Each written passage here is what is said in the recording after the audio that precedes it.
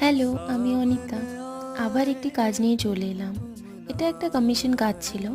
আমি কিছুদিন আগে একটা ফোন কভারের ভিডিও দিয়েছিলাম।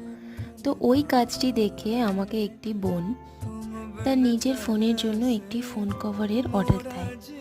তো বোনটি আমাকে একটা রেফারেন্স দিয়ে বলেছিল তাকে ওই রকমই একটি পেন্টিং করে দিতে হবে। কাজটির কালার কম্বিনেশন বলেছিল আমাকে আমার মতন করে নিতে। তাই আমি কাজটিতে কিছু চেঞ্জেসও করেছিলাম। সেটার ফটোও বোনটাকে পাঠিয়েছিলাম।